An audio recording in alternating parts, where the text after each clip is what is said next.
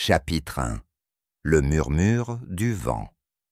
Il était une fois, ou pour être exact, un mardi particulièrement boueux quelque part au XIVe siècle, un village si petit, si insignifiant et si profondément oubliable que même les poules prenaient parfois leurs affaires et partaient à la recherche de meilleures perspectives. Cet endroit, connu seulement sous le nom de « le village », parce que personne ne pouvait être dérangé de le nommer correctement, était coincé entre une forêt ancienne et grognon et un ruisseau qui consistait principalement en des rochers, se disputant entre eux pour savoir qui bloquerait l'eau ce jour-là. Les habitants du village étaient une espèce robuste, bien que quelque peu odorante. Ils vivaient dans des maisons en torchis, ce qui est une façon élégante de dire qu'il s'agissait de huttes de boue qui fuyaient en hiver, fondaient sous la pluie et invitaient tous les rongeurs dans un rayon de 5 miles à s'y inviter sans prévenir. Leur régime était un mélange délicieux de navets, de désespoir et de quelques coléoptères qui s'aventuraient courageusement dans la marmite. Mais au milieu de ce cadre glorieux et sinistre, nous rencontrons Helena, une jeune femme d'environ 20 ans. À quelques anniversaires près que personne n'avait pris la peine de compter, elle était connue dans le village comme celle qui parle trop, celle qui a de beaux cheveux et parfois celle qui n'est pas encore mariée, probablement maudite. Helena avait des rêves dangereux, traîtres. Elle rêvait d'amour, pas le genre d'amour pratique, basé sur les chèvres, mais le genre d'amour scandaleux, palpitant, celui qui fait écrire des poèmes, le genre d'amour qui impliquait de longues promenades au bord du ruisseau, en évitant les pierres, des secrets chuchotés sous les étoiles, en ignorant les moustiques, et peut-être même se tenir la main, un péché si choquant qu'il pourrait provoquer la combustion spontanée d'un prêtre local. Ses parents, bien sûr, avaient d'autres projets. Ils avaient déjà arrangé son avenir avec Thomas le Chaume, un homme dont la principale renommée était sa capacité à tomber des toits sans rien casser, sauf sa dignité. Il avait une solide collection de chèvres, 2 dents et demie, et un visage capable de faire cailler le lait à 20 pas. Helena, naturellement, était ravie. Pendant ce temps, dans le même village vivait William, un jeune homme dont le CV incluait « regarder avec mélancolie au loin » et posséder une chemise avec seulement 3 trous.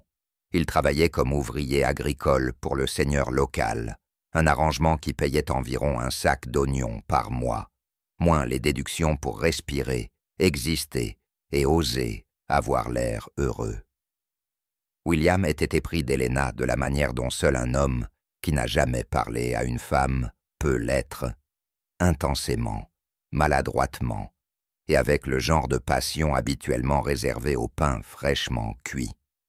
Le plan de William, pour conquérir le cœur d'Helena, était, pour le dire poliment, terrible.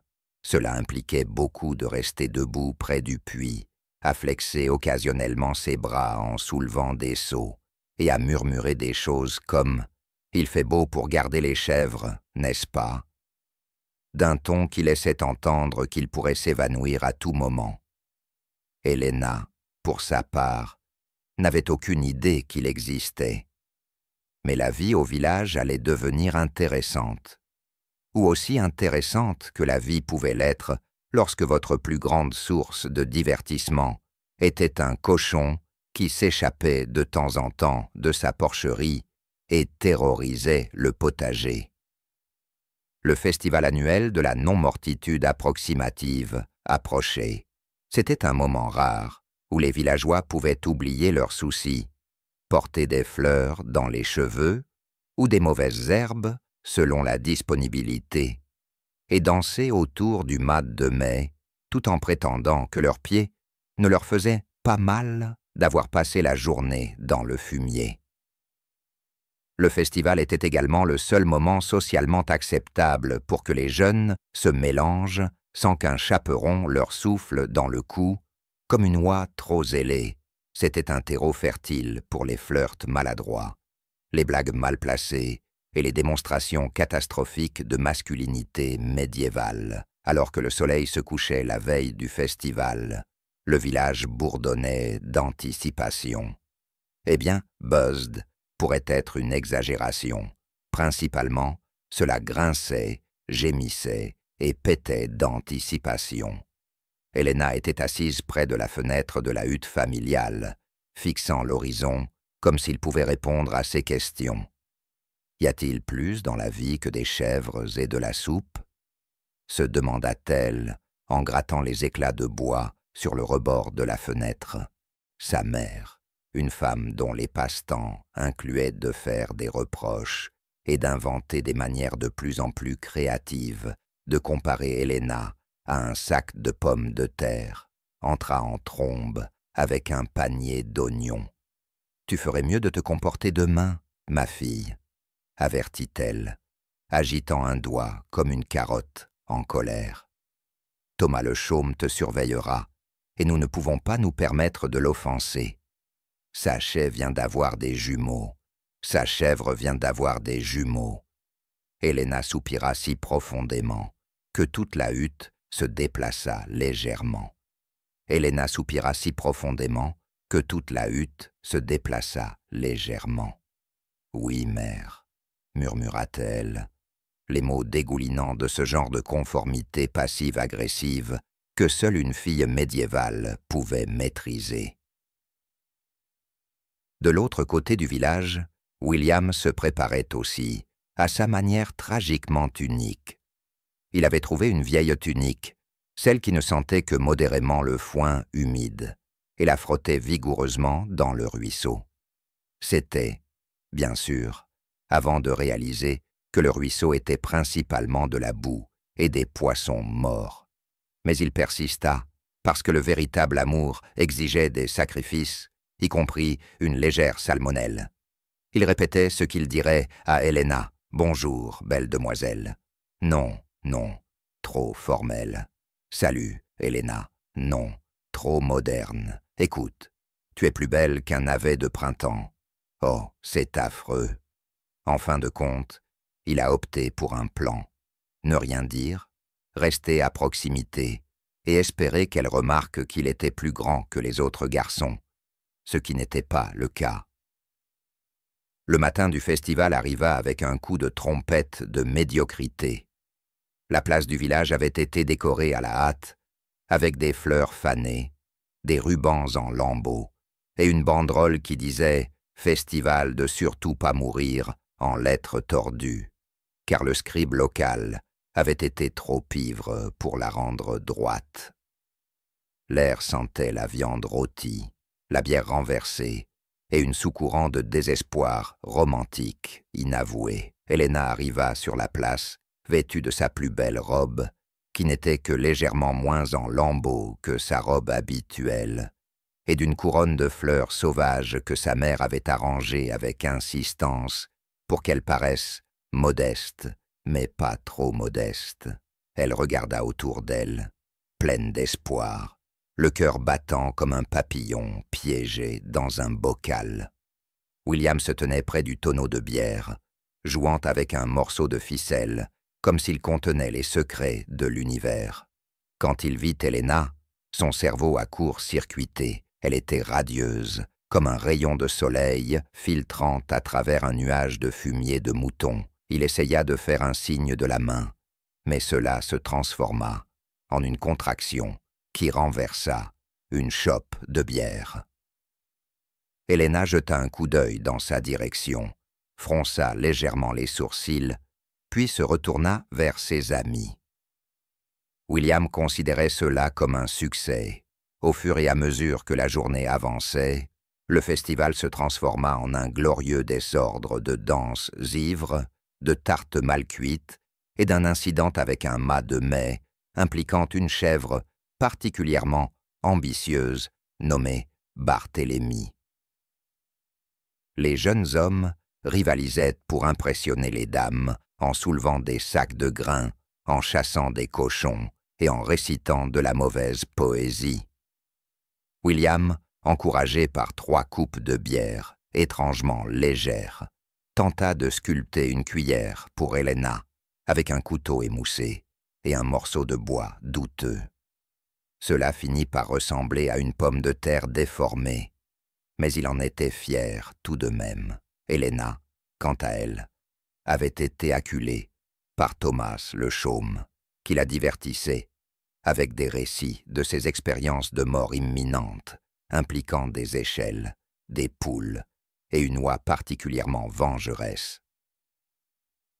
Helena sourit poliment, tout en planifiant son évasion avec la précision d'un stratège militaire. Juste au moment où elle pensait que la journée ne pouvait pas être pire, Lady Isabella arriva. Elle entra sur la place sur un cheval si blanc qu'il semblait briller, portant une robe qui scintillait comme la lumière de la lune, et une expression capable de faire cailler le lait plus vite que le visage de Thomas le chaume. Les villageois s'écartèrent comme la mer Rouge devant elle, s'inclinant et murmurant comme si elle était la seconde venue de la Vierge Marie, mais avec de meilleurs bijoux. Isabella descendit avec la grâce de quelqu'un qui avait pratiqué devant un miroir pendant des heures. Elle fit un signe de tête aux paysans avec un sourire crispé qui disait « Oui, oui, oui, je vous vois, roturier. Veuillez continuer à vous prosterner. » Mais alors qu'elle jetait un coup d'œil à travers la place, ses yeux se posèrent sur Edward, le barde local, qui venait de terminer une ballade particulièrement osée sur un chevalier amoureux et une bergère. Pendant une fraction de seconde, son extérieur glacial se fissura, et le plus léger soupçon de sourire effleura ses lèvres. Helena l'a vu, William l'a vu, Loi l'a vu, tout le monde l'a vu. Et, à ce moment-là, l'impossible semblait possible, l'amour, le véritable amour, fleurissant dans les endroits les plus improbables. Bien sûr, le prêtre du village choisit ce moment précis pour crier « Souvenez-vous !» Pas de contact avant le mariage, et surtout, pas de regard comme ça, à moins d'être prêt à la rendre honnête. Et certainement pas vous regarder de cette façon à moins d'être prêt à la rendre honnête. La foule a ri nerveusement. Le moment s'est brisé, et Lady Isabella est redevenue sa reine de glace, soigneusement façonnée. La foule a ri nerveusement. Le moment s'est brisé, et Lady Isabella est redevenue sa reine des glaces soigneusement façonnées. Edward fit semblant de régler son luth. Helena soupira. William laissa tomber sa cuillère pomme de terre dans la boue. Et quelque part au loin, Barthélemy la chèvre a donné un coup de tête à une charrette et a mis le feu à un stand entier de choux. Ah, le village, un endroit où les rêves se fanaient comme des herbes non arrosées. L'amour fleurissait en murmures, et le vent lui-même semblait soupirer de résignation. Mais le changement était en route. Le festival n'était que le début. Le vent, après tout, avait chuchoté pendant des années, et maintenant il commençait à crier. Chapitre 2. Les chaînes du destin, dans lequel les chèvres sont considérées comme une monnaie romantique. Un homme tombe à nouveau d'une échelle, et le destin sent vaguement l'oignon. Dans la plupart des régions du monde, le destin est perçu comme une force cosmique mystérieuse. Dans le village, cependant, le destin était plus souvent vu debout à votre porte, avec un poulet sous un bras, un contrat de mariage en sueur dans l'autre, et un sourire qui suggérait que tout cela serait réglé avant le dîner. Le mariage, dans ce coin médiéval de l'univers, n'était pas une question d'amour, ce n'était pas une question de compatibilité, ce n'était même pas une question de savoir si la mariée et le marié pouvaient tolérer l'odeur de la laine de l'autre de près. Il s'agissait de 3 choses, la terre, le bétail, et ne pas mourir seul dans un fossé. Ce qui nous ramène à notre héroïne, Helena, qui vivait ce qu'elle appellerait plus tard une crise de constipation spirituelle. Autrement dit, elle se sentait piégée, frustrée et profondément agacée par le concept d'être échangée contre une chèvre avec un excellent historique reproductif et un sac d'oignons avec potentiel. Le mariage, déclara sa mère, en claquant une tranche de fromage douteux sur la table, ce n'est pas une question de sentiment, c'est une question de survie. Il s'agit de partenariat, il s'agit de savoir si ton futur mari possède plus d'une paire de chaussures et a au moins une compréhension de base de l'origine des bébés. Mais il n'a pas de dents, mère, dit Helena avec la panique calme de quelqu'un qui savait que ses opinions étaient aussi précieuses qu'un navet flétri. Une dent de devant, corrigea sa mère, et une mâchoire parfaitement utilisable. De plus, il possède des biens. Il vit dans un abri avec des chèvres. C'est son abri, je te rappelle. Certaines filles seraient reconnaissantes. Reconnaissante. Ce mot était devenu l'hymne de la souffrance d'Helena. Sois reconnaissante. Soyez pratique. Mariez-vous avant la récolte, ou soyez considérée comme une prostituée sauvage qui parlait probablement à Satan via la corde à linge. Pendant ce temps, de l'autre côté du village, William vivait sa propre version de désintégration spirituelle, après le triomphe relatif du chapitre 1, où il avait presque parlé à Helena, avant de renverser de l'âle et d'être piétiné par une chèvre. Il était rentré chez lui pour trouver son père, en train de polir une vieille épée, ce qui aurait été excitant si l'épée n'avait pas été symboliquement enfoncée dans ses mains, accompagnée des mots « Tu pars à la guerre, garçon. » Guerre? William cligna des yeux, encore couverts de sauce de festival séchée. « Oui, la guerre, » dit son père, visiblement ravi par tout ce drame. « Le seigneur local forme une milice pour protéger nos terres. L'évêque du Nord veut plus de blé. Nous devons nous battre. Combattre qui? Combattre qui? Les collecteurs d'impôts de l'évêque, probablement. Les collecteurs d'impôts de l'évêque, probablement. Ou les fermiers d'oies. Honnêtement, tout cela est très vague. William ne voulait pas aller à la guerre. Il n'était pas un combattant. Il était un penseur romantique avec les biceps d'un écureuil sous-alimenté. Sa plus grande bataille, jusqu'à présent, avait été de tenter de démêler un filet de pêche sans se faire gifler par une carpe. Mais dans la société médiévale, les rêves avaient la durée de conservation du lait. Vous pouviez être amoureux, vous pouviez être sensible, vous pouviez même être doué pour sculpter des cuillères de formes étranges. Mais si votre seigneur disait « saute », vous demandiez si c'était du haut d'une falaise ou dans l'enclos des cochons. Pour compliquer les choses encore plus, William venait d'entendre dire qu'Helena était fiancée. Fiancée. Le mot rebondissait dans son crâne, comme une bourdonne ivre. Il avait passé des heures à sculpter cette cuillère. Ce n'était même plus une cuillère, c'était une sculpture abstraite représentant l'espoir, peut-être la dépression, et maintenant elle était promise à Thomas le chaume, un homme surtout connu pour crier « Je voulais faire ça » chaque fois qu'il tombait d'un toit. Il devait agir, il devait parler, il devait dire quelque chose de poétique, quelque chose de sincère, peut-être quelque chose comme « Helena, tu es le feu qui brûle dans mon cœur, le beurre sur mon pain rassis, la raison pour laquelle je n'ai plus peur des blessures liées aux volailles. » Mais hélas, William n'était pas un homme de mots. C'était un homme de bruit maladroit et de sueur prématurée. Alors, il fit ce que tous les hommes médiévaux faisaient lorsqu'ils ne savaient pas comment exprimer leurs émotions. Il écrivit une lettre. Maintenant, une lettre d'amour médiévale était une chose délicate. Il devait être poétique, subtil, et de préférence ne pas être confondu avec une liste de courses. La première tentative de William était « Helena, je te vois au soleil ». Pas littéralement, ce serait dangereux. Mais métaphoriquement, tu es comme le soleil. Chaud, lumineux, parfois difficile à regarder. À toi si tu veux, William. Il l'a réécrit 17 fois, finissant par quelque chose de moitié romantique, moitié terrifiant, et l'a plié en un triangle boueux. Le prochain défi, comment le livrer sans être vu, jugé ou tué par sa mère?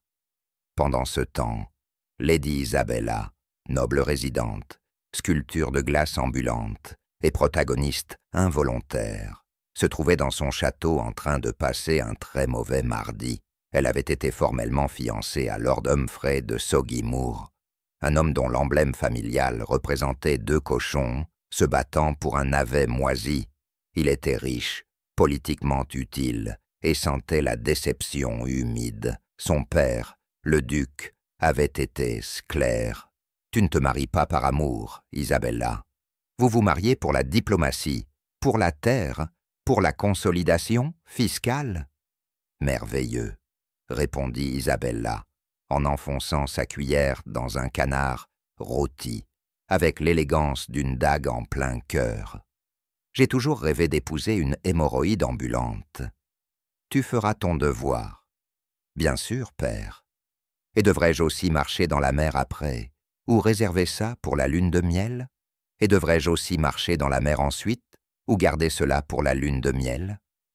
Elle passait ses nuits à écrire de la poésie. Elle passait ses nuits à écrire de la poésie. Une poésie terrible. Le genre de poésie qui faisait flétrir les fleurs et mettait mal à l'aise les moines de passage. C'était tout au sujet du désir, de la trahison, et de la façon dont le cou de Lord Humphrey ressemblait à une pile de beignets mouillés. Elle avait également commencé à écrire à un mystérieux ménestrel, un homme nommé Edward, dont le jeu de luth avait autrefois fait battre son cœur, et qui lui avait envoyé un ruban volé à la lune, probablement pris dans les cheveux d'une paysanne. Leurs correspondances étaient pleines de métaphores significatives et de latin très douteux. Bien sûr, si son père venait à l'apprendre, il y aurait scandale, exil ou combustion spontanée. De retour au village, le jour fatidique de l'annonce des fiançailles était arrivé. Helena devait être publiquement fiancée à Thomas le Chaume devant toute la communauté. Il y aurait de la danse, une inspection des chèvres et une petite parade impliquant une brouette et 2 canards légèrement confus. Helena, portant sa tunique la moins irritante, fixa son reflet dans une poêle en cuivre. « Je vais épouser un homme qui a un jour essayé de couvrir un feu de chaume, » murmura-t-elle. Il pensait que le vent l'éteindrait. Cela ne l'a pas fait. Elle a envisagé l'évasion. Elle a envisagé de simuler une maladie. Elle envisagea de rejoindre le couvent, bien que l'idée de vivre dans un bâtiment en pierre, entouré de femmes chantant toute la journée, n'était guère meilleure que de se marier avec Thomas. Alors qu'elle se dirigeait vers la place, elle aperçut quelque chose dans l'herbe, un morceau de parchemin froissé, mal plié, sentant légèrement l'oignon. Son nom y était inscrit. Elle l'a ouvert, lisez-le, clignez des yeux. C'était point terrible et doux et déroutant. Mais surtout, c'était William. Son cœur fit une petite chose étrange, un battement, un murmure, possiblement une indigestion. Elle se tourna vers le puits, où William se tenait, feignant nerveusement de lasser ses chaussures, qu'il ne portait pas. Il la regarda avec l'expression d'un homme espérant qu'elle ne rirait pas, ou le frapper, ou les deux.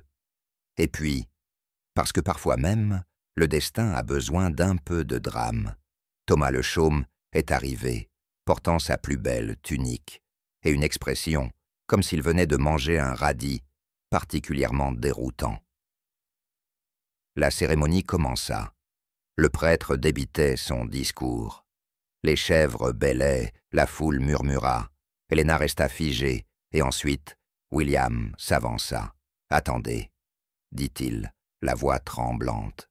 Tout le monde se retourna, l'air se raidit. Quelqu'un a fait tomber une tarte. Je. J'ai sculpté une cuillère, lâcha-t-il. Silence mortel. Je veux dire, je l'ai sculptée pour elle, Helena, parce qu'elle mérite mieux que ça. Elle mérite mieux que d'être échangée contre des chèvres et des oignons. Elle mérite de choisir. Thomas plissa les yeux. Tu dis que ma chèvre n'est pas une dot équitable? Tu dis que ma chèvre n'est pas une dot équitable? William fit une pause. Eh bien, elle est un peu. La chèvre éternua violemment. Chaos. Le prêtre s'est évanoui. Helena a ri. William a reçu un coup de poing.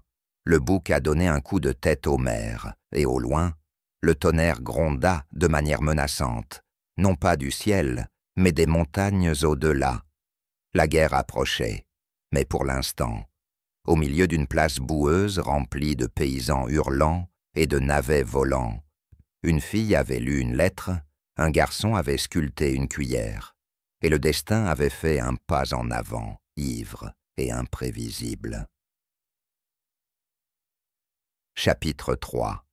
L'amour dans l'ombre, dans lequel les cuillères deviennent des héritages romantiques, les signes d'affection provoquent une confusion générale, et l'Église développe un intérêt soudain pour les motifs de broderie.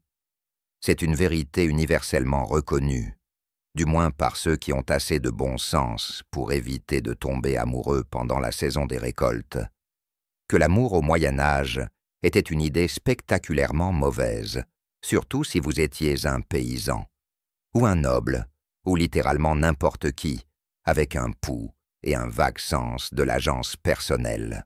Pour Helena, l'amour ressemblait maintenant à une cuillère, une terrible cuillère déséquilibrée, qui aurait pu être confondue avec une carotte éclatée, ou peut-être une arme contre de très petits rongeurs, mais une cuillère tout de même. Elle le gardait caché dans les plis de sa robe, le serrant comme une relique. Chaque fois qu'elle le touchait, elle pouvait entendre la voix tremblante de William dans son esprit. « Je l'ai sculpté, pour toi. » C'était à la fois doux et profondément impraticable, tout comme William lui-même.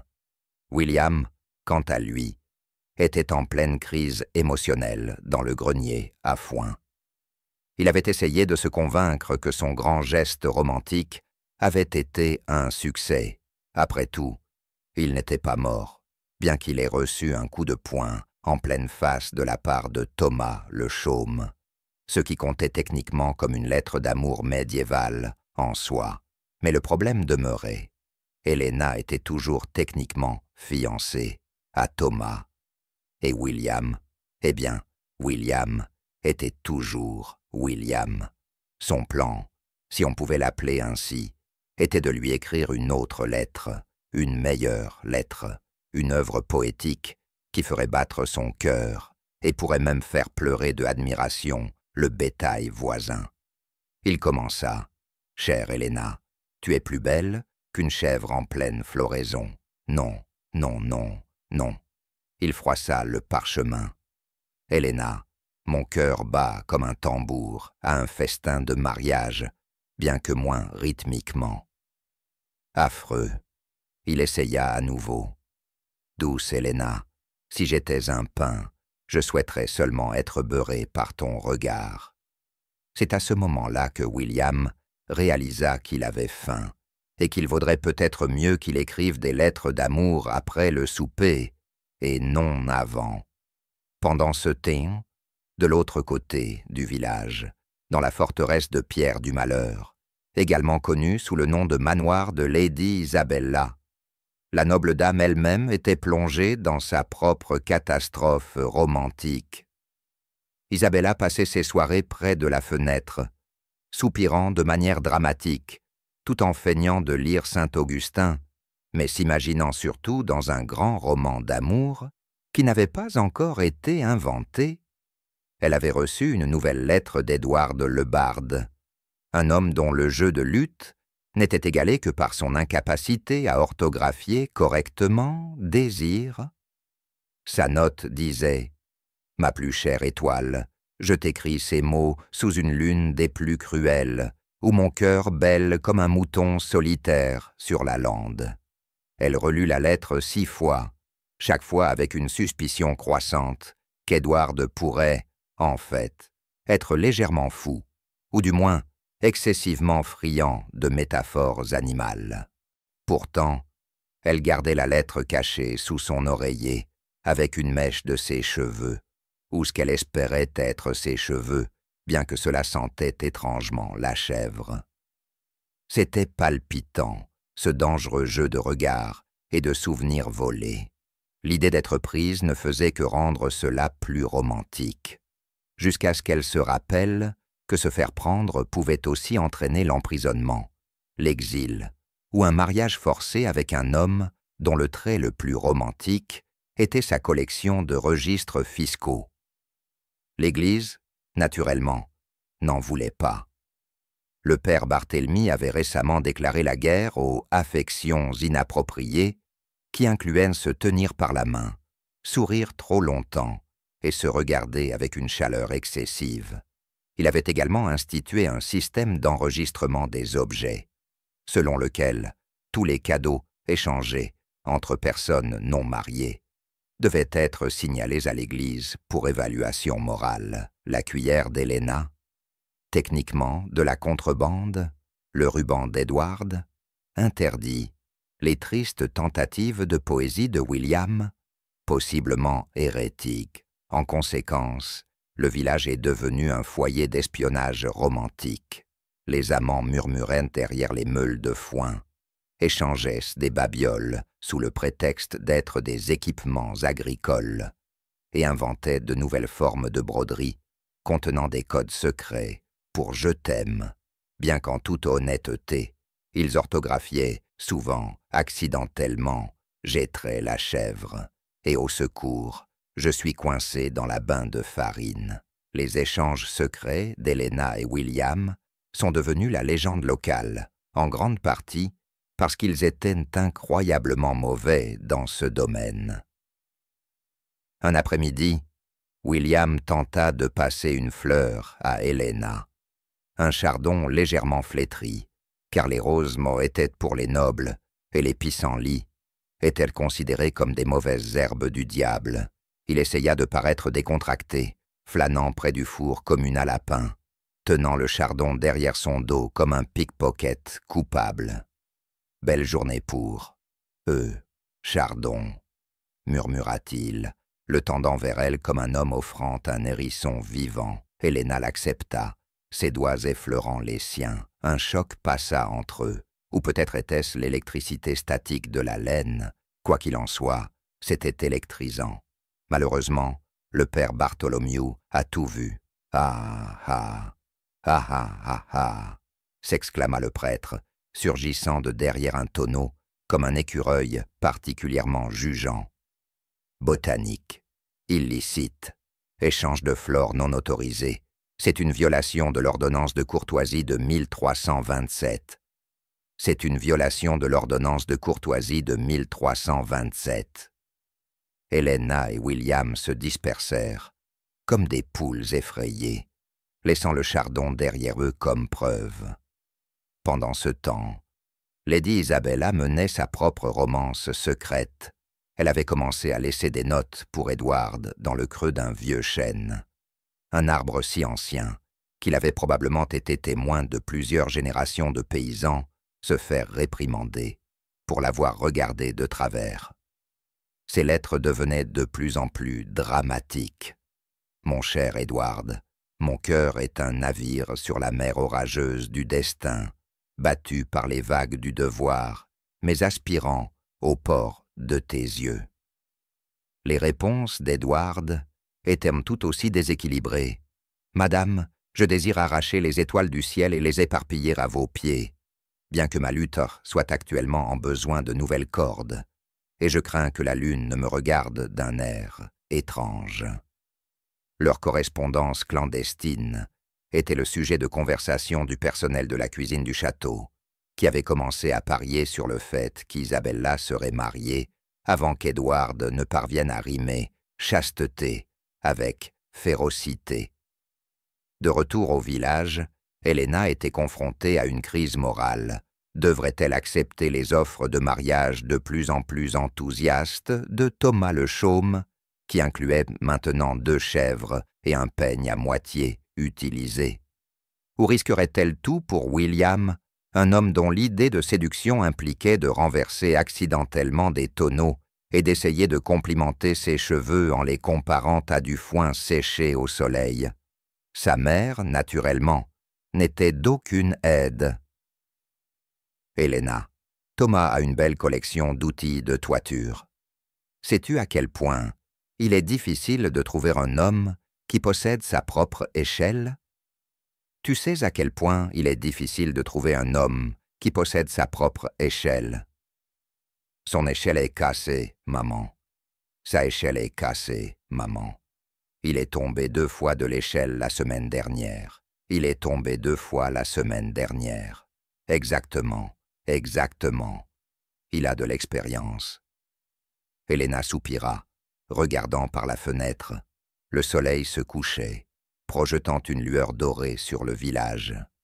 Et à ce moment-là, elle vit William. Il se tenait près du puits, tenant maladroitement un tas de navets, qu'il avait l'intention d'offrir en cadeau, n'ayant plus de cuillère. Leurs regards se croisèrent. C'était maladroit, c'était désespéré, c'était totalement, merveilleusement, désastreusement romantique. Et alors que les étoiles commençaient à apparaître, des étoiles qui, si on plissait les yeux, ressemblaient un peu à des chèvres, Helena réalisa que l'amour, dans ce monde ridicule, boueux et infesté de chèvres, était un risque à prendre, même si cela signifiait que son prochain cadeau pourrait être un navet légèrement écrasé ou un poème d'amour détrempé. Chapitre 4. Le poids du devoir. Où les navets deviennent des symboles de défi, une chèvre reçoit une proposition de mariage et l'Église commence à infliger des amendes pour soupirs excessives. Dans le grand registre cosmique du Moyen Âge, il y avait 3 certitudes, la mort, les impôts et les contrats de mariage qui sentaient légèrement l'urine de chèvre. À la 4e semaine après le festival de la non-mort, le village était entré dans un état de panique collective. L'amour, un amour sauvage, inapproprié, non autorisé, se répandait plus vite qu'une paire de chaussures moites. Et le père Barthélemy, le prêtre local, n'en pouvait plus. « Je vous ai tous avertis » hurla-t-il pendant la messe dominicale, sa voix résonnant contre les murs de pierre humides comme un mouton en colère. La romance est un chemin dangereux et glissant, et je ne tolérerai pas les regards non autorisés, les désirs ou les échanges de légumes dans des circonstances suspectes. La romance est un chemin dangereux et glissant, et je ne tolérerai pas les regards non autorisés, les désirs ardents ou l'échange de légumes dans des circonstances suspectes. Cette annonce fut accueillie par un chœur de déplacement coupable. Helena, assise entre sa mère et une tante à la carrure imposante, qui sentait l'oignon mariné, essayait de ne pas croiser le regard de William, qui faisait de son mieux pour avoir l'air à la fois pieux et complètement désintéressé par ses cheveux, qui les rumeurs circulaient plus vite qu'une poule apercevant des grains répandus. Lady Isabella, par exemple, aurait été vue en train de sourire. Un scandale si grave que 2 vieilles veuves avaient failli s'évanouir dans la fontaine. On chuchotait que William avait donné une cuillère à Helena, un acte désormais considéré par l'Église comme le premier pas sur le chemin de la fornication. Et le pauvre Thomas le Chaume avait apparemment été surpris en train de chanter une ballade à ses chèvres, ce qui a conduit à des spéculations, selon lesquelles il prévoyait d'en épouser une après qu'Helena l'ait rejetée. En réponse, le père Barthélemy a introduit un nouvel ensemble de lois, qu'il a clouées à la porte de l'église avec un flair dramatique. Aucun don de cuillère, de navet ou de bétail ne peut être échangé sans l'approbation du clergé. Pas de regards insistants de plus de 3 secondes. Pas de soupirs à moins de 10 pas du sexe opposé, sauf s'ils sont accompagnés d'une déclaration signée d'intention platonique. Toutes les lettres d'amour doivent être soumises à l'Église pour une révision morale, accompagnée d'un droit de lecture de 5 sous. La mère d'Helena était ravie. « Tu vois, ordre rétabli !» s'exclama-t-elle en fourrant plus d'oignons dans la marmite, comme une femme se préparant à la fin des temps. Maintenant, à propos de ton mariage avec Thomas, j'ai parlé à sa mère. Nous avons convenu d'une dot de 2 chèvres, d'un peigne et d'un sac d'orge exceptionnellement grand. « Mais maman, protesta Helena, je n'aime pas Thomas. » L'amour, railla sa mère. Qu'est-ce que l'amour vient faire là-dedans? Le mariage, c'est la stabilité. À propos de la survie, à propos de savoir si ton futur mari peut te défendre contre un cochon sauvage pendant la saison des récoltes. Helena soupira. Illégalement, selon les nouvelles règles de l'Église. Pendant ce temps, William se préparait au plus grand pari de sa jeune vie, totalement peu impressionnante. Une déclaration formelle d'intention. Il avait passé des jours à rédiger son discours, à s'entraîner devant les vaches, qui semblaient peu impressionnées, mais ne l'interrompaient pas au moins. Son plan était simple. Se tenir devant la famille d'Helena, déclarer sa dévotion éternelle et offrir un gage de sa valeur. Malheureusement, la valeur de William se résumait actuellement à une cuillère légèrement fissurée, une poignée de navets, une poule avec une boiterie et un rêve. Quand le moment arriva, il était un épave en sueur, bredouillant. Il se tenait devant la mère d'Helena, serrant les navets, et se racla la gorge avec l'enthousiasme d'un homme sur le point de faire face à un peloton d'exécution. « Je suis venu. Demander la main d'Helena en mariage. J'offre ces beaux navets comme symbole de mes intentions. » Le silence qui suivit était si lourd qu'on aurait pu le peser et le taxer. La mère d'Helena cligna des yeux. « Des navets? Elles sont point fraîches, » dit désespérément William. À ce moment précis, Thomas le chaume arriva, portant une chèvre ornée d'un nœud. « J'ai apporté cette magnifique chèvre, » déclara-t-il en souriant, comme signe de ma dévotion. Elle s'appelle Bessie, et elle a remporté 3 foires de village pour la meilleure mamelle. La mère d'Helena éclata en applaudissements, ravie. « Une chèvre. Maintenant, ça c'est une vraie cour. » Le cœur de William s'est enfoncé comme une pierre dans un très petit étang très boueux. Helena, cependant, regarda Bessie la chèvre, le sourire suffisant de Thomas, et le visage pathétiquement plein d'espoir de William, et quelque chose en elle céda. « Non, dit-elle, sa voix claire, ses mains tremblantes. « Non, je n'épouserai pas Thomas le chaume.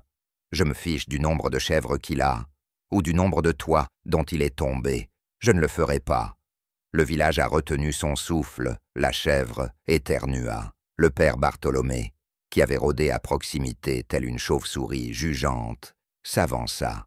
« Mademoiselle, c'est hautement irrégulier. Une femme doit accepter les souhaits de ses parents. »« Ou quoi ?» Helena a rétorqué. « Allez-vous me condamner pour mon indépendance excessive? M'arrêteras-tu pour aimer quelqu'un qui sculpte des cuillères au lieu de posséder des chèvres ?» Le père Barthélemy devint d'une teinte violette alarmante. « Si tu défies la volonté de ta famille et de l'Église, tu feras pénitence. » Pénitence publique.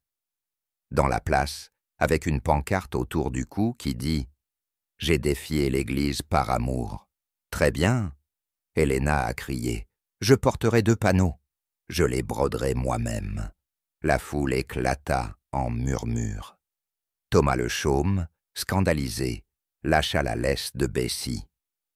Bessie, sentant son moment, s'élança dans le potager, laissant le chaos derrière elle. Et dans ce moment de chaos, les chèvres s'enfuyant, les prêtres fulminants, les villageois bavardant, William s'avança, posa ses petits totanavetotristes aux pieds d'Héléna et murmura « Pour toi ». Héléna sourit, pas un sourire poli, pas un sourire résigné, mais un sourire authentique qui fendait le cœur. C'était, aux yeux de l'Église, une abomination. Le lendemain, le père Barthélemy a émis un nouveau décret. Tout couple souhaitant se courtiser doit désormais assister à des séances de socialisation supervisées, essentiellement des promenades encadrées autour du cimetière de l'église, où personne ne pouvait se tenir plus près que de longueurs de bras. Et les sujets de conversation étaient limités à la météo, au prix du bétail, et aux jours de fête des saintes approuvées. Lady Isabella, en entendant cela, renifla si fort qu'elle renversa son thé. Elle avait ses propres problèmes. Son père avait annoncé ses fiançailles avec Lord Humphrey de Soggy-Moor par une proclamation officielle écrite en latin et affichée sur la fontaine du village. « Père, protesta-t-elle, je ne suis pas une caisse d'oignons à marchander. »« Au contraire, répondit son père, tu es une très belle caisse d'oignons, avec une lignée exceptionnelle et une dot particulièrement précieuse. » Isabella, dans un accès de rébellion poétique, jeta un mouchoir bordé de dentelle par la fenêtre. Il atterrit en plein sur la tête d'Édouard dit le barde, alors qu'il passait, le faisant s'évanouir dans un tas dramatique de cordes de luth et de métaphores non dites. Le monde, semblait-il, était en train de tourner hors de contrôle. Héléna, debout près du puits, avec William, murmura « Que allons-nous faire ?» William, qui était beaucoup de choses, mais rarement un stratège, prit sa main, un acte techniquement illégal, et dit « Nous allons trouver une solution. Même si je dois écrire 100 mauvais poèmes, ou offrir une chèvre qui n'est pas à moi, nous trouverons une solution. » Et alors que le soleil se couchait sur le village, projetant une lueur chaleureuse sur la place, les choux et la poule à une patte sautillant dans la boue, il était clair que l'ère de la cour amoureuse s'appropriée et censée était révolue. C'était une époque de défis, d'amants mal assortis, de navets comme symbole et de cuillères comme héritage. Le poids du devoir était écrasant, mais pour la première fois, les cœurs commençaient à résister. Chapitre 5. Scandale et chansons, où les cœurs se brisent, les rumeurs fleurissent, et tout un village développe une obsession malsaine pour une ballade d'amour impliquant un navet. À l'aube du lendemain, la place du village était en émoi, et par en émoi, je veux dire qu'elle vibrait de la force pure de rumeurs infondées, d'accusations à peine voilées, et d'au moins une vieille femme marmonnant sombrement sur le déclin des normes morales depuis l'abrogation de la taxe sur le fromage, la source de cette hystérie, une ballade scandaleuse qui avait d'une manière ou d'une autre trouvé son chemin dans les mains et les bouches de chaque ménestrel, errant, tavernier et palefrenier à moitié sourd dans un rayon de 15 miles. Cela avait commencé de manière suffisamment innocente, si tant est que quelque chose dans cette histoire puisse encore être considéré comme innocent. Un barde local, nommé Tobias, le légèrement humide, avait surpris William en train de murmurer de la poésie sous sa voix près du puits. Quelque chose à propos des cheveux d'Héléna brillants, comme de la paille mouillée au clair de lune, et de sa dévotion éternelle, même si cela signifiait offrir son dernier navet comme un symbole d'amour. Maintenant, Tobias n'était pas connu pour son exactitude, sa sobriété ou son sens de la proportion.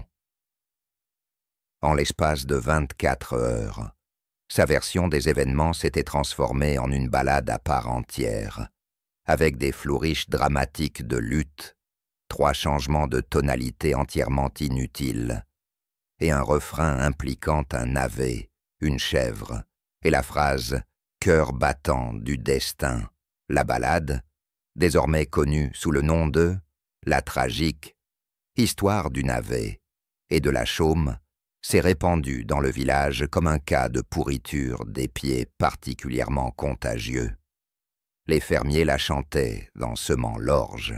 Les enfants la fredonnaient en courant après les oies. Même le prêtre du village, le père Barthélemy, a été entendu murmurer un vers ou deux sous son souffle, bien qu'il ait insisté sur le fait que c'était strictement pour des raisons de surveillance des hérésies. Les paroles, bien sûr, étaient hautement exagérées. Ô belle Helena, avec des cheveux comme du foin, pris entre l'amour et le devoir, la chèvre du couvreur, la supplication du prétendant, et le navet de William, sauvage et libre. Au deuxième couplet, le modeste cadeau de William s'était transformé en un navet lumineux et enchanté, censé posséder le pouvoir de guérir les malades, d'invoquer la pluie et d'inspirer la passion romantique même chez les nobles les plus indifférents. Helena était mortifiée, William était terrifié et aussi secrètement flatté, bien qu'il essayât très fort de ne pas le montrer. Thomas le Chaume, en revanche, était furieux. Il a déferlé à travers le village comme un taureau enragé, exigeant de savoir pourquoi il avait été réduit à un personnage secondaire dans ce qui, de la vie générale, était une épopée sur le thème du navet. Sa chèvre, Bessie, désormais connue sous le nom de « chèvre de l'amour maudite », recevait plus de lettres de fans que le prévôt du village, et quelqu'un avait même laissé une couronne de fleurs sauvages attachée à ses cornes. Naturellement, la situation a dégénéré. Le père Barthélemy, déterminé à rétablir l'ordre, annonça une inquisition spéciale, une journée entière de confession publique, d'évaluation morale et de récital de cantiques conçus pour purger le village de sentiments romantiques inappropriés. Cela s'est déroulé aussi bien que vous pourriez l'imaginer. L'inquisition a commencé à l'aube avec tout le village convoqué sur la place. Une grande plateforme en bois avait été érigée à la hâte en utilisant du bois emprunté, sans permission, aux écuries de Lady Isabella, sur laquelle le père Barthélemy se tenait dans toute sa gloire ecclésiastique, flanqué de 2 acolytes au visage sévère et d'une poule particulièrement jugeante qui semblait s'être égarée dans les procédures. « Commençons », intonna le prêtre. « Qui ici a échangé des signes d'affection non autorisés ?» William leva la main, tremblant. « J'ai donné un navet à Helena, mais ce n'était pas enchanté, je le jure. » Helena leva la main, et je l'ai reçu, mais je ne l'ai senti qu'une fois, et ce n'était même pas si parfumé. Thomas le Chaume leva la main, en fronçant les sourcils, et j'ai apporté une chèvre pour les besoins du mariage. Une tradition respectable et de longue date. À ce moment-là, Bessie la chèvre bêla bruyamment et tenta de grimper sur la plateforme, mais fut doucement, mais fermement, escortée par un acolyte qui n'avait clairement pas signé pour ce genre de choses. Lady Isabella, assise à l'avant avec son cerceau à broder, qui présentait désormais une scène de plus en plus chaotique impliquant des cœurs, des flèches et une représentation étrangement détaillée d'une cuillère, s'éclaircit la voix. « Et qu'en est-il de mon scandale, père? Sûrement est-ce plus poétique ?» Le prêtre soupira profondément, comme s'il reconsidérait tous ses choix de vie. « Oui, Lady Isabella, nous aborderons également votre scandale, après avoir terminé le fiasco des navets. » Au fur et à mesure que la journée avançait, les confessions devenaient de plus en plus absurdes. La vieille veuve Agnès a admis avoir reçu une fois un poireau d'un prétendant, bien qu'elle ait affirmé que c'était uniquement pour des raisons de soupe. Le jeune Tobias, le barde, désormais une célébrité malgré lui, a avoué avoir écrit 5 autres ballades pendant la nuit. dont l'une intitulée « Le lament de la bergère amoureuse » et une autre simplement appelée « Ode à une vache particulièrement belle ». Le forgeron du village, Grégoire, insistait sur le fait qu'il n'avait aucun intérêt romantique, mais il a été condamné à une amende de 3 pence pour avoir soupiré bruyamment lorsque Helena est passée. Au coucher du soleil, le père Bartholomé avait rédigé 7 nouvelles règles, dont pas de chant à portée de voix du bétail, pas de don de légumes racines sans reçu signé, pas de sérénade sous les fenêtres après le couvre-feu, sauf si la sérénade concerne strictement la météo ou les rendements des cultures. Toute poésie doit être examinée et approuvée par le scribe de l'Église pour son contenu moral. C'était, en bref, une farce de proportions cosmiques. Mais juste au moment où il semblait que le chaos ne pouvait pas s'intensifier davantage, le père de Lady Isabella annonça, durant une homélie particulièrement ennuyeuse, qu'Isabella épouserait Lord Humphrey de Soggy-Moor dans le mois, et qu'un banquet de fiançailles serait organisé immédiatement, commençant, eh bien, maintenant. La place a éclaté dans la confusion. Les tables furent tirées en place. Des tonneaux ont été ouverts. Des poules furent poursuivies. Quelqu'un, probablement Tobias, se mit à jouer une mélodia sur le luth, et en quelques instants, l'Inquisition s'était transformée en un festival non officiel de gaieté non autorisée. William se retrouva debout de manière maladroite à côté d'Helena, tous deux tenant des mugs de hydromel légèrement aigres. « Que faisons-nous maintenant? Qu'est-ce qu'on fait maintenant ?» murmura Helena, les yeux écarquillés. William prit une profonde inspiration, regarda autour de lui le chaos tourbillonnant, les villageois applaudissant, le couvreur en larmes, le barde rougissant, le prêtre satisfait, et dit, avec le calme d'un homme qui n'a absolument aucune idée de ce qu'il fait, « Nous survivons au festin. Et ensuite, nous planifions une évasion. » Les yeux d'Helena pétillèrent. Une évasion, une évasion, une évasion, dit William fermement. Une évasion, dit fermement William. De préférence, avant que la prochaine balade n'implique mes navets et mes poules. Ils entrechoquèrent leurs mugs, la promesse d'un avenir ridicule et maudit, scintillant entre eux. Et donc, alors que le festin se poursuivait dans la nuit, avec une chèvre portant une couronne de fleurs, un barde composant l'ode de l'engagement inattendu, et le père Barthélemy, essayant désespérément de confisquer une cuillère dansante particulièrement enthousiaste, le village d'Everlywood était au bord du scandale, de la chanson, et d'une romance totalement catastrophique. Chapitre 6. L'escapade de la grande fugue. Ah, cher lecteur, vous êtes-vous déjà réveillé au milieu de la nuit avec la soudaine et glaçante réalisation que toute votre vie pourrait bientôt être réduite à un seul vers dans une chanson de barde, un vers qui rime amour avec poussée et inclut une référence embarrassante à votre collection particulière de cuillères? Eh bien, c'était exactement ce que William ressentait le matin de la grande évasion des amoureux. Un nom que personne n'avait encore donné, mais qui, avec le temps, deviendrait infâme dans tout le comté. Plantons le décor. Le soleil, cette indifférente boule de feu cosmique, venait de commencer sa lente ascension au-dessus du village endormi d'Everlywood, peignant les toits de chaume d'une chaude teinte dorée, une touche ironique, étant donné que le chaos était sur le point d'éclater, comme un ragoût d'oie mal préparé. Au loin, un coq chanta un cocorico, enthousiaste, mais légèrement faux, comme s'il pressentait aussi le désastre imminent, mais avait choisi de s'y plonger avec un flair dramatique. Au cœur de ce tableau tranquille se tenait William, qui, pour le dire simplement, avait l'air d'un homme au bord du gouffre. Ses cheveux, habituellement d'une teinte respectable de « je fais de mon mieux », ressemblaient maintenant aux conséquences d'un accident de chaume particulièrement agressif.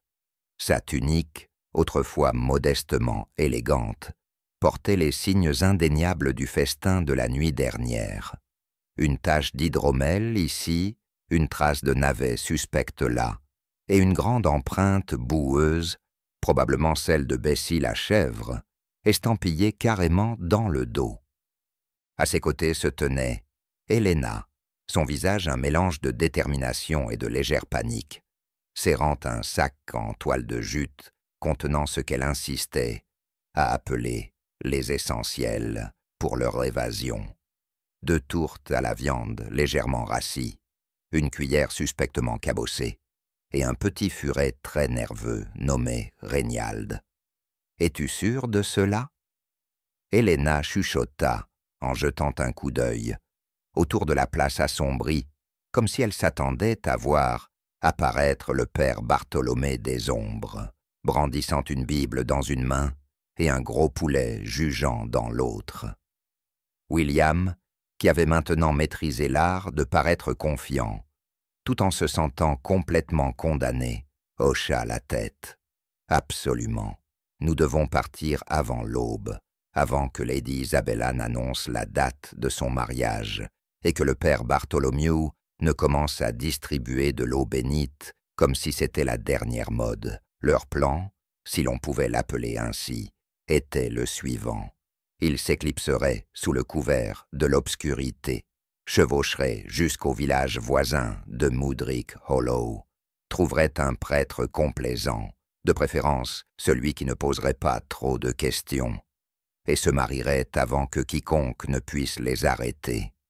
C'était infaillible, à condition d'ignorer le manque de chevaux, d'argent ou de sens de l'orientation. Ah, mais le destin, ce vieux tisseur capricieux, avait d'autres projets. Alors que William et Helena avançaient sur la pointe des pieds à travers la place, ils furent interceptés, naturellement, par nul autre que Thomas le Chaume, qui, malgré son chagrin d'amour précédent, avait apparemment trouvé un nouveau but en tant que gardien officieux des romances d'Everlywood. « Vous allez quelque part, n'est-ce pas ?» Thomas traîna, les bras croisés sur sa large poitrine. Sa chèvre, Bessie, maintenant vêtue d'une petite cape en velours que quelqu'un lui avait inexplicablement offerte, se tenait à côté de lui, avec un air tout aussi jugeant. William ouvrit la bouche, prêt à raconter une histoire de cueillette d'herbes à minuit. Un passe-temps populaire parmi les villageoises avec des expressions de culpabilité suspectes. Mais Helena le devança. « Oui, Thomas, dit-elle doucement, nous nous enfuyons. Veuillez essayer de ne pas vous évanouir. À son crédit, Thomas ne s'est pas évanoui. » Au lieu de cela, il se lança dans un soliloque dramatique sur la sainteté de la tradition villageoise, l'importance des dotations appropriées, basées sur les chèvres, et comment lui aussi avait été amoureux autrefois. Et n'était-il pas tragique que les cœurs puissent être si facilement meurtris par les choix imprudents des autres? Ce monologue aurait pu continuer pendant plusieurs heures, s'il n'avait pas été interrompu par une cacophonie soudaine et inattendue de cloches, celle qui ne pouvait signifier qu'une chose, l'annonce du mariage de Lady Isabella. Helena gémit. William grimaça, et Thomas, bien sûr, y vit un signe divin que lui, et non William, était le prétendant légitime pour la main d'Helena. C'était vraiment très prévisible, en fait.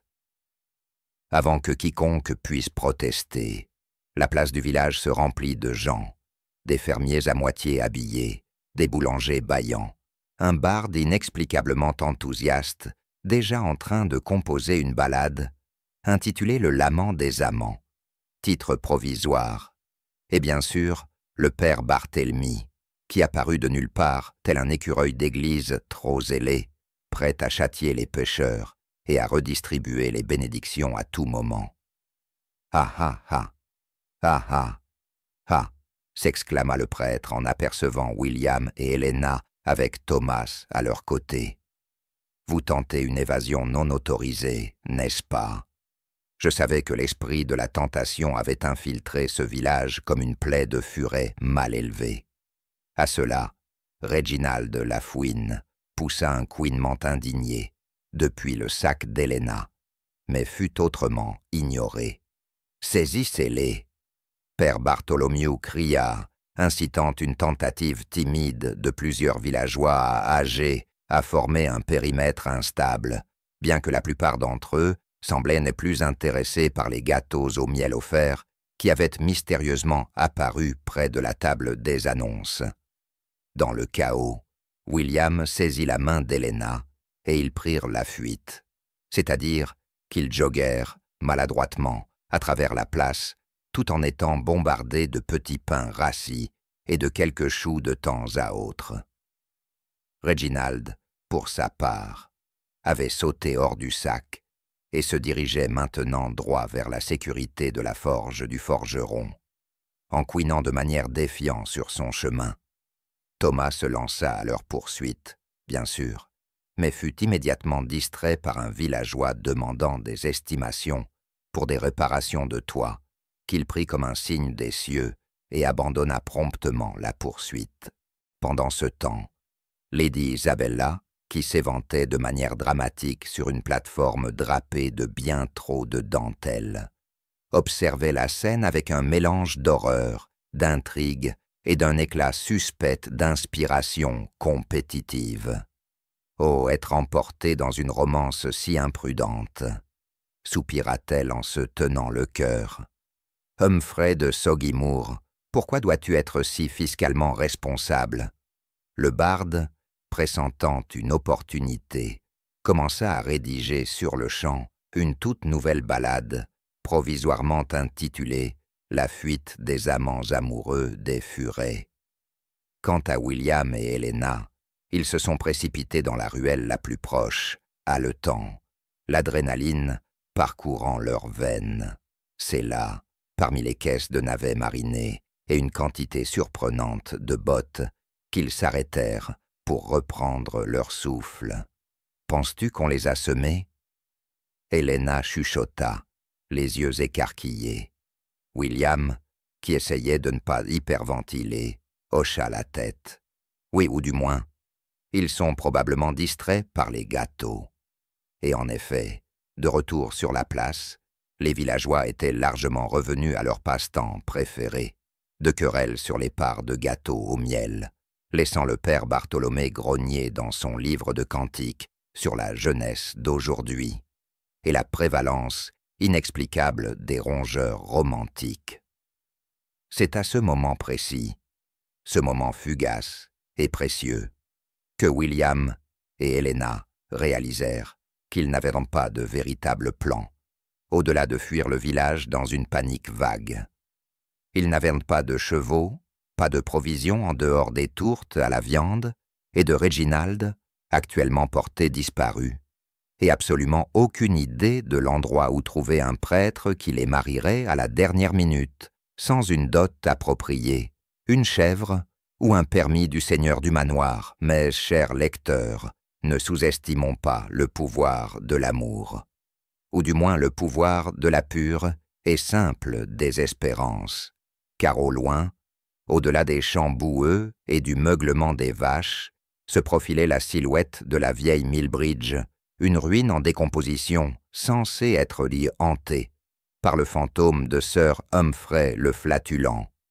Et au sein de ces ruines, la légende racontait qu'un prêtre ermite y habitait, un homme d'origine mystérieuse, de références douteuses et d'une tolérance remarquable pour les décisions romantiques discutables. Ainsi, notre couple intrépide mit le cap sur le moulin hanté, déterminé à trouver ce prêtre reclus et à sceller leur union avant que le soleil ne se couche, avant que le village ne les trouve, et avant que Tobias, le barde, ne termine le deuxième couplet de la fuite des amants amoureux des furets. Ils ne savaient pas, chers lecteurs, que ce qui les attendait à Old Mill Bridge ferait paraître le scandale du navet, comme un léger désaccord sur les croûtes de tarte. Mais cela, hélas, est une histoire pour le chapitre 7. Chapitre 7. Le moulin hanté du matrimoine et la soupe légèrement hantée. S'il y a une vérité universelle sur la vie médiévale, autre que le fait que tout le monde sentait vaguement l'oignon et le regret, c'est qu'aucune bonne histoire ne commence jamais par « et ensuite, ils sont rentrés chez eux de manière sensée et ont rempli les papiers appropriés. » Non, chers lecteurs, les vraies histoires, celles chantées par des bardes à moitié ivres dans des tavernes enfumées, commençaient par quelqu'un faisant quelque chose de fantastiquement mal avisé, ce qui nous amène, naturellement, à William et Helena, qui, à leur mur de l'aube imminente, se retrouvaient à boiter, à travers un champ boueux, vers une ruine en décomposition, envahie par les vignes, connue de manière sinistre sous le nom de Vieux Millbridge. Elle se dressait dans la brume comme un gâteau de mariage particulièrement déçu, ses fenêtres béantes comme des bouches édentées, ses murs s'affaissant sous le poids des années et d'une architecture douteuse. « Es-tu sûr que c'est l'endroit ?» Helena chuchota, serrant son sac de tourte, à la viande de plus en plus rassie comme un gilet de sauvetage. William, qui n'avait jamais été sûr de quoi que ce soit dans sa vie, sauf peut-être de son aversion pour la bouillie froide, hocha la tête avec la fausse confiance d'un homme qui s'était déjà trop engagé dans une mauvaise idée. Absolument. Le prêtre ermite vit ici. Ils disent qu'il célèbre des mariages clandestins, des exorcismes et de soupe. Helena plissa les yeux en le regardant. De la soupe? De la soupe? Une soupe très hantée, ajouta William, comme si cela expliquait tout. Une soupe très hantée, ajouta William, comme si cela expliquait tout. Alors qu'ils s'approchèrent, une rafale de vent soudain hurla à travers les ruines, faisant craquer les anciennes poutres de manière sinistre, comme si le bâtiment lui-même essayait de les avertir. Faites demi-tour, jeunes amants insensés. Rentrez chez vous, mariez-vous avec la chèvre, vivez en paix. Mais bien sûr, ils ne sont pas revenus sur leurs pas, parce que ce n'est pas ce genre d'histoire. Avec un grand grincement, la porte s'ouvrit, toute seule, bien sûr, révélant un intérieur sombre qui sentait la pierre humide, la moisissure, et quelque chose de troublant, proche du chou fermenté. Des ombres vacillaient sur les murs, projetées par une seule bougie vacillante, perchée sur une armure rouillée, qui semblait tenir une louche. Et là, assis sur un tonneau retourné et remuant une grande marmite de soupe bouillonnante de manière suspecte, se trouvait l'homme en personne, le père, Archibald, le prêtre ermite, connu de tous, ou du moins dans un rayon de 10 miles, comme un homme qui mariait n'importe qui, baptisait n'importe quoi, et avait été vu une fois en train de tenter de bénir un navet particulièrement gros pendant un orage. Le père Archibald était un spectacle à voir, une masse enchevêtrée de barbe, des robes rapiécées, avec ce qui semblait être de vieux sacs de pommes de terre, et un chapeau qui ne pouvait être décrit que comme un cône de circulation médiévale. Ses yeux brillaient d'un enthousiasme débridé habituellement réservé aux joueurs d'échecs trop compétitifs et aux taxidermistes. « Ah !» s'exclama-t-il, se levant si brusquement que la louche tomba au sol, éclaboussant la soupe hantée sur la terre. « Des visiteurs! Et à une heure si indécente, comme c'est charmant, êtes-vous ici pour le forfait mariage, la promotion de suppression de malédiction, ou l'offre une bénédiction achetée, une bénédiction offerte? Êtes-vous ici pour le forfait mariage, la promotion de suppression de malédiction, ou l'offre une bénédiction achetée, une gratuite? » William s'avança, bombant la poitrine, d'une manière qu'il espérait transmettre prétendant audacieux, et non, homme avec des indigestions. Père, nous sollicitons votre aide. William s'avança, bombant la poitrine d'une manière qu'il espérait transmettre, prétendant, audacieux, et non, homme avec des problèmes de digestion. Père, nous sollicitons votre aide. Nous souhaitons nous marier, aujourd'hui, si possible. Le père Archibald les regarda d'un air soupçonneux, puis hocha la tête avec un sourire complice. Ah, les tourtereaux fuyant les griffes du jugement de la société, les machinations cruelles des négociations de dot et la faim insatiable des tantes entremetteuses. Ne dites-moi plus rien, vous êtes au bon endroit. Dieu merci, souffla Helena. En effet, Archibald rayonnait, les dirigeant vers un hôtel bancal construit entièrement à partir de fûts empilés, d'une roue de chariot et de ce qui ressemblait étrangement à une cloche d'église volée. Mais d'abord, la soupe. La soupe? Soupe? Ah oui, répondit Helena, sa voix teintée d'un soupçon croissant, qu'il n'était peut-être pas au bon endroit, après tout. Ah oui, dit le père Archibald solennellement, levant une cuillère en bois comme un sceptre. Aucun mariage ne peut se dérouler sans la dégustation cérémonielle de la soupe des âmes. C'est une tradition, probably. William regarda le chaudron bouillonnant, où quelque chose ressemblant vaguement à un crâne de chou flottant se balançait paresseusement. Est-ce que c'est sûr? Défini sûr. Archibald piailla. Avant qu'il ne puisse s'y opposer, le prêtre servit 2 portions généreuses dans des bols en bois fissurés qui dégageaient une légère odeur de désespoir. William, déterminé à ne pas avoir l'air d'un lâche, prit une gorgée prudente et toussa si fort qu'il délogea un bouton de sa tunique. Helena, pour ne pas être en reste, se prépara, prit une gorgée et éclata aussitôt en une série de hoquets hantés. Chaque hoquet résonnait avec un faible gémissement fantomatique. Oh bien, Archibald applaudit. Cela signifie que les esprits approuvent, en avant vers les vœux. Et donc, cher lecteur, sous les poutres affaissées de Old Mill Bridge, entourées d'ombres vacillantes et du léger arôme de la vengeance du chou fermenté, William et Helena furent unis en saint mariage. Le père Archibald, que ses chaussettes en lambeaux soient bénies, a célébré la cérémonie avec un grand enthousiasme, consultant de temps à autre un rouleau de rites matrimoniaux extrêmement vagues, qui pourraient tout non être une liste de courses pour du hareng mariné. Et toi, William de parenté douteuse, prends-tu cette femme pour être ta légitime épouse, pour l'honorer, l'endurer et parfois la tolérer pendant la saison des récoltes? Et toi, William de parenté douteuse, prends-tu cette femme pour être ta légitime épouse, pour chérir, endurer et parfois tolérer pendant la saison des récoltes? Je le fais. Oui. Et toi, Helena de l'impressionnante résilience, prends-tu cet homme, malgré ses cheveux douteux et sa tendance à collectionner les cuillères? Et toi, Helena de résilience impressionnante, prends-tu cet homme, malgré ses cheveux douteux et sa tendance à collectionner les cuillères? Je le fais.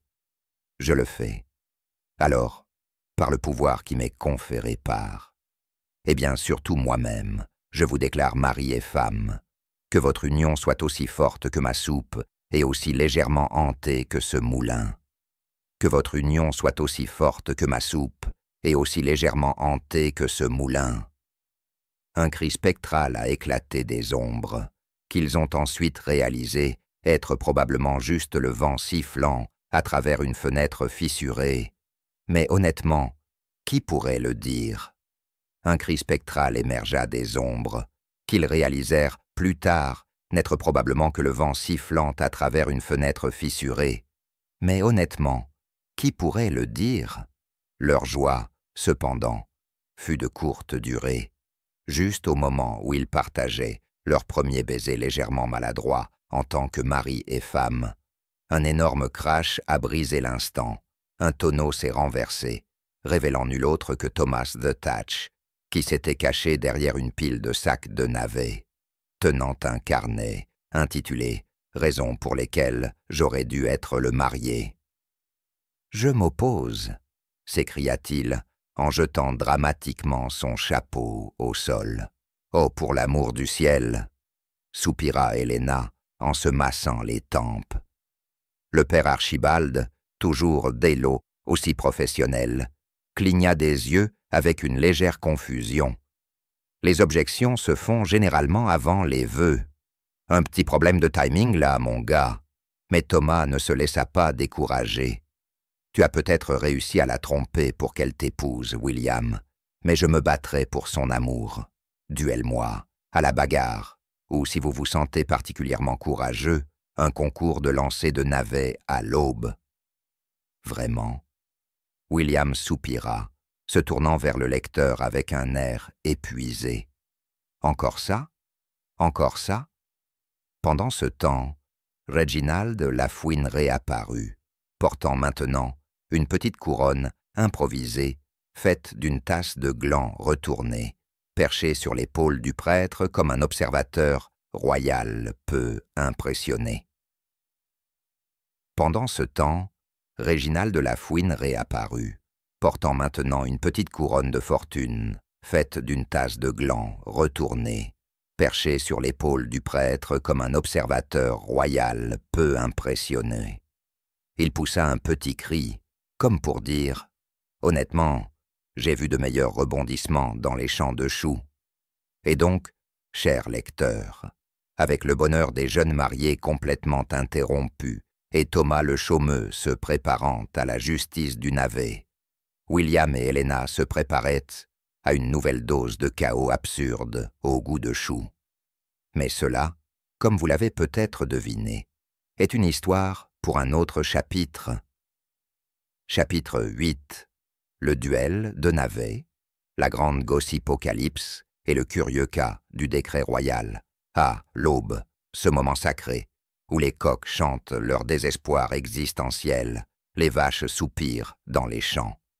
Et quelque part, dans un moulin légèrement henté, une fouine couronnée s'assoit avec satisfaction sur un tonneau, observant un groupe de villageois se préparer pour un duel de navets, de proportions légendaires. Oui, cher lecteur, c'est exactement là que nous avons laissé notre histoire, prête à basculer dans l'absurde, avec William et Thomas, s'affrontant dans le concours le plus boueux et le plus douteusement officié que le village d'Everlywood ait jamais connu. Mettons-nous en scène, d'accord? Le champ à l'extérieur de Old Mill Bridge était maintenant une arène chaotique. Les villageois se pressaient autour, serrant des gâteaux au miel à moitié mangés et plaçant des paris wildly inconsistants. La femme du boulanger avait parié une miche de seigle entière que Thomas gagnerait, tandis que le forgeron avait mis son enclume sur William. Pendant ce temps, le apiculteur local murmura simplement « Les abeilles savent tout » et refusa d'expliquer davantage. Le père Archibald, toujours vêtu de sa soutane en sac de pommes de terre et remuant une soupe suspectement épaissie, se tenait au centre en tant que juge impartial, bien que sa quête de fond tintinabulât de manière suspecte avec des pièces chaque fois qu'il déclarait une règle. Helena, toujours pragmatique, se tenait au bord du champ, les bras croisés, à moitié agacée, à moitié amusée, et pleinement consciente que marier William signifiait une exposition régulière à ce genre de absurdité. « Honnêtement, » murmura-t-elle, « j'ai épousé un homme qui pense que stratégie signifie courir vers le problème sans plan. » À côté d'elle, Lady Isabella, nouvellement inspirée par le drame de l'instant, s'était mise à esquisser des designs pour une robe de mariée inspirée des duels, ornée de motifs de navets et d'une capeline en furet en option. Et puis, il y avait Réginald Le Furet, maintenant assis sur un trône de fortune, fabriqué à partir de vieux choux, grignotant pensivement, et laissant parfois échapper un couinement royal, comme s'il jugeait les événements avec la gravité d'une cour suprême médiévale. Le père Archibald leva sa louche en l'air. Que le duel commence. Premier homme à mettre l'autre à terre, avec un navet. Ou admettre que l'amour est plus important que la fierté, sera déclaré vainqueur. La foule éclata en acclamations, en huées, et en une tentative de chant de victoire, désaccordé impliquant un luth et un kazoo. William et Thomas se sont affrontés, chacun tenant un navet d'une intégrité structurelle douteuse.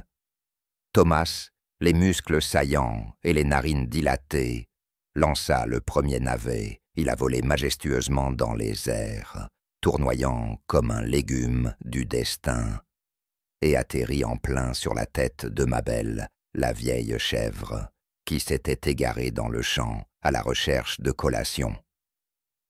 Mabel poussa un bêlement bas et peu impressionnée, et continua de mâcher une botte qu'elle avait trouvée.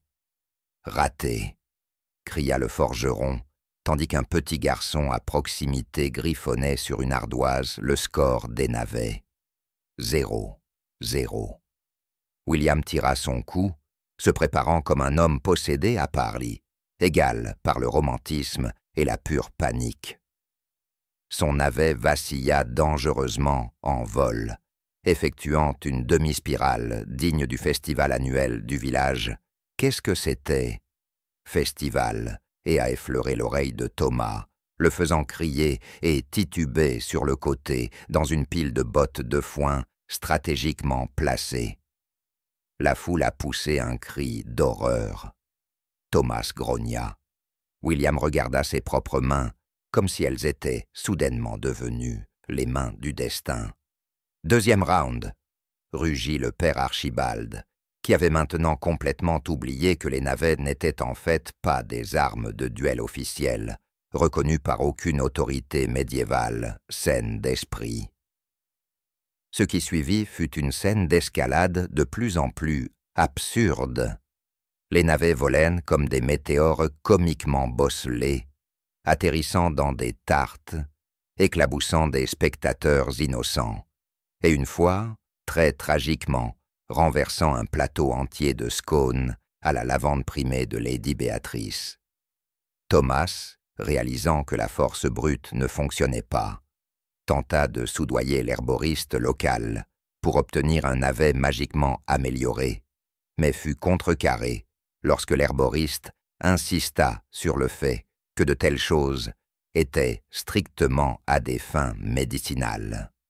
William, devenant de plus en plus confiant, ou peut-être juste plus épuisé, commença à incorporer des mouvements de danse dans ses lancers, gagnant à la fois l'admiration de Lady Isabella, oh le drame, et un roulement des yeux d'Helena qui murmura « Il va se fouler quelque chose ».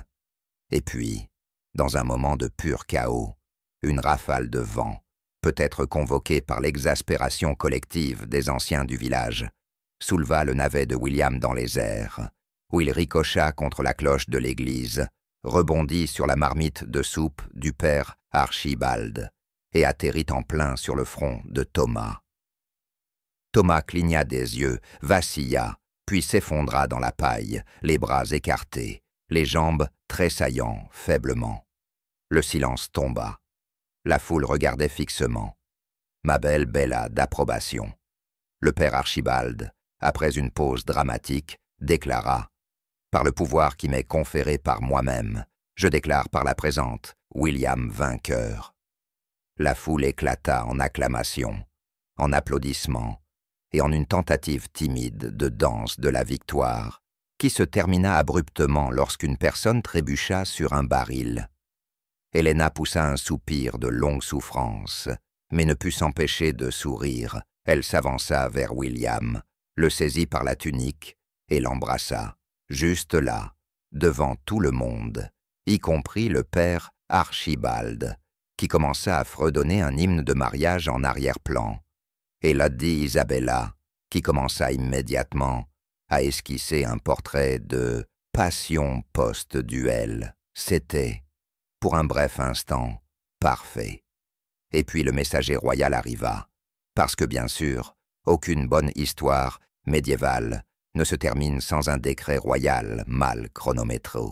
Vêtu d'une tunique mal ajustée et portant un rouleau qui ressemblait à une serviette improvisée, le messager se racla la gorge et beugla « Oyez, oyez !»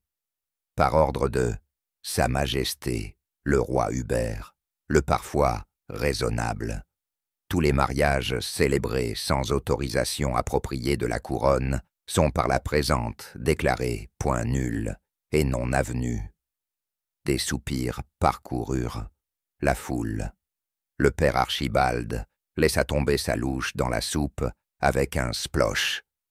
Réginald Le Furet laissa échapper un petit cri outré. William et Helena se regardèrent, la bouche bée. Lady Isabella, cependant, s'illumina. Oh, amour interdit! Tellement dramatique. Mais le messager n'avait pas fini. Et en outre, continua-t-il, tout duel non autorisé impliquant des navettes sera sanctionné d'une amende de 2 cochons par incident, avec effet immédiat. À cela, Thomas, qui venait de commencer à reprendre conscience, laissa échapper un cri d'indignation pure, alimenté par les navets. Helena, toujours la réaliste, se pinça l'arête du nez. Eh bien, je suppose que cela pourrait être pire. Et comme si les dieux du timing narratif l'avaient convoqué, une pluie soudaine se mit à tomber, trempant le champ, les villageois, les navets, et le peu de dignité qui restait.